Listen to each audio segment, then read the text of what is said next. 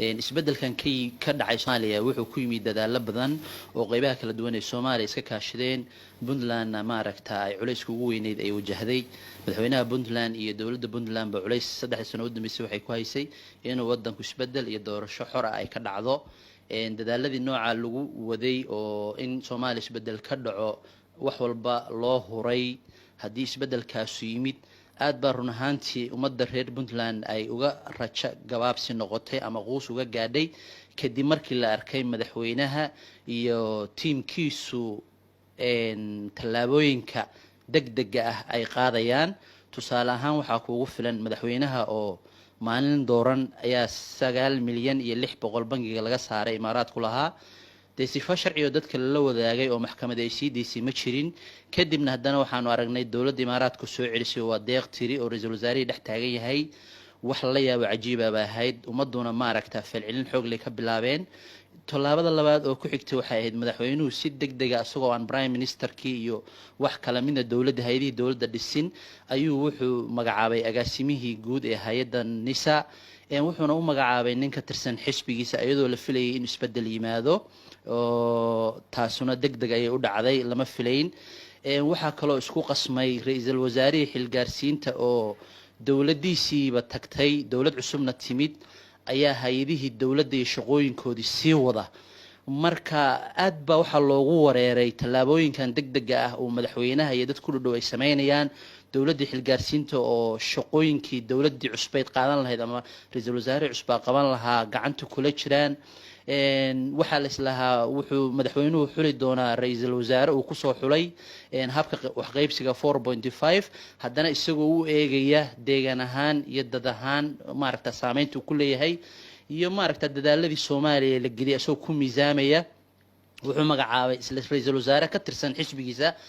يعني waxay u muuqataa hal xisbi oo damo jadiid la yiraahdo madaxweynuhu kaliya inuu ba magacaabayaba Cabdiraxmaan Cabdishakuur daaragtid agaasimi guud ahayd NISA daaragtid ra'iisul wasaaraha hadda la magacaabay daaragtid wixiiba waxay noqdeen wax hal dhinac ka raran marka annaga reer Puntland ahaan markaanu hadda qiimeynay qaabka tallaabooyinka ugu horeeya madaxweyne Xasan Sheekh uu ku tallaabsaday waxa noo muuqata quus ama gabaabsi tala yani waa ka raja gaabinay oo waxaan la isleenahay tanu meelna gaari mayso waayo waxaanu aaminsanayn madaxweyne Xasan Sheekh 4 sano hore ayuu dalka soo xukumayay 5 sanana dibad joog ayuu ahaa mucaarad ayuu ahaa khibrad weyn ayuu helay 4 sano oo Soomaaliya xukumayay Puntland waxa ay tirsanaysay tabashooyin badan oo kamid ahaayeen arintii galmudug iyo Puntland saameynta uu ku lahaa colaadii ka dhaxdhacday waxa kaloo la tirsanayay arrimihii federaalka waxyaabo badan uu ka hor istaagay xilligaas uu federaal diid u muuqday haddana tallaabooyinkan uu qaaday waxay u muuqanaysaa haddaan waxay u muuqanaysaa yani rajo gabaabsi oo inaan waxba uusan iska bedelin madaxweynuhu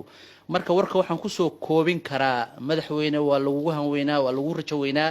laakiin tallaabooyinka isxiga iyo dawladahan isku jira iyo tiimkan halka dhinac ka raran waxay ummadda Soomaaliyeed iyo kuwa reer Puntland gaar ahaanba ay ugu muuqataa in ay dhinac ka raran yihiin rajo badan aan laga qabin dawladdaada iyo cidda magacawday waxaan haynaa xogo sheegay inaad damac kaaga jiray ra'iisul wasaaraha laftigiisa arinta markaa xilka weyday ama qof kale soo baxay ma oran karaa dhaliishaas waa mahadsan tahay anigu ra'iisul wasaarana ma doonin wasiirna ma doonin xamarwaantiga doorashada ka qayb baan ahaa oo ka qayb galay waana rajeynayay cid maaragta aan taageersanahay inay soo baxdo marka wararku iska sheegayaan dadku iska dhahayaan laakiin ma ahayn danteedu haddana kama sugayo awalna ma ahayn rajadaydu laakiin rajadu hal wax bay ahayd dawlad Soomaaliyeed isbeddel ku timid baa dhalatay isbeddel guud ahaan Soomaaliya oo dhan saameeyay ayaana wada deeqi lahaa waliba gaar ahaan reer Puntland waxaan aaminsanahay dhul ahaan iyo dad ahaan inay ahaayeen dad ballaaran dadka ugu badan oo ra'iisul wasaaraha rajeynayay amaba u tartamayeen reer Puntland bay ahaayeen in cidla la diraa waxay la tahay inay suuragal ahayn dawladda Xasan Sheekhna waxaan rajeynayaa inaysan maaragta hor u kac badan keeni doonin mustaqbalka dhow waayahay gudaha Puntland hadii uu soo laabano khilaaf waxa jira siyaasi oo u dhaxeeya madaxweynaha iyo ku-xigeenkiisa arrimahaas soo aragtaa waa mahadsan tahay khilaafkaas horey uu u muuqday laakiin hadda anigu madaxweyne ku-xigeenkana kama arag madaxweynahana kama arag waxaan rajeynayaa labada madaxweynaha iyo madaxweyne ku-xigeenku inay dhaxdooda ayagu isxallin karaan wixii mugdiyo dhaxdooda ka jira aysan cidna u baahan doonin ayaga maaragta dhax gasha maamulkana waa la isku qabtaa ra'yigana waa lagu kala duwanaadaa laakiin waxaan filayaa inaan cid isaga dhow aysan jiri doonin haddii caqliga saliimka loo fiiriyo. dabcan fikrooyin uu madaxweyne ku-xigeenku soo saaray oo madaxweynuhu diiday baa jidhay markuu xamar jiray arrintaas baa khilaafka sal u ahayd haatan weli xal lagama gaarin wasiiro xil laga qaaday baa jooga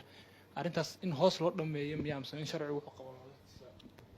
runtii waa wax maamulka la taxalluqa weeye waana wax anigu waxaan aaminsanahay aada u sahlan oo ayagu ay maaragta ka heshiin karaan wax culays weyn hadda annaga nagu haya reer puntland ahaan ma aha saameyn weyn kuma yeelanayso dowladnimadeenu waa dowladnimo muddo badan soo jidhay gaamurtay waxaanu haynaa khibrado iyo aqoono hore oo intaas sano soo socday iyo sidii loo xallin jiray marka wax culays halkaa aniga igama muuqdo. madaxweynaha puntland waxa uu ka qayb galay doorashadii waa isu sharaxay xamar buu tegay muddo maqnaa waa soo noqday haatan waxaa jirtay khudbad sano ee dastuuriga uu kalfadhiga baarlamaanka ka jeediyey arrimo badan buu uga hadlay oo ay ka mid ahayd arrimihii dimuqraadiyiinta puntland oo doorasho qof iyo cod uu sheegay in xukuumaddiisa ay ka go-antay inay qabato puntland ma is leedahay doorasho qof iyo cod oo ka dhacaysa. waa mahadsan tahay waa su-aal aada muhiim u ah madaxweynuhuna waa ku mahadsan yahay waana arrin maaragta laga sugayey oo ummadda reer puntland o dhan ay aada maaragta u danaynaysay si tijaabaha baa degmooyin looga qabtay waxaan rajaynaynaa madaxweynuhu ballanqaadka uu sameeyey xilligii la doortay bay ka mid ahayd inuu noo fuliyo muddo sanad iyo dhowr bilooda hadhay waxaana aaminsanahay haddii la dadaalo in maaragta degmooyinka puntland oo dhan doorashada ay ka dhici doonto hadda si tijaabaha waxay uga dhacaysaa waa heer degmooyin weeye oo waxaa lagu dooranayaa xildhibaanada golaha maaragta deegaanka hadhowdii haddii waqtigu dhammaado madaxweynaha cusub oo yimaada ama asagu hadduu soo laabto baa wuxuu gaarsiin doonaa doorashadaas inay u gudubto heer dowladda dhexa oo xildhibaanadii baarlamaanka lagu doorto madaxweynihii lagu doorto waxaan aaminsanahay waa fursad aada muhiim uga ah jiilka soo koraya oo aniga aan ka mid ahay oo dhallinyarada soomaaliyeed ay yihiin fursadda keliya oo ay kaga faa'iidaysan karaan way isbeddelkuna ku dhici karo dalkana lagu hogaamin karo qaab horumar iyo isku tiirsanaanba leh.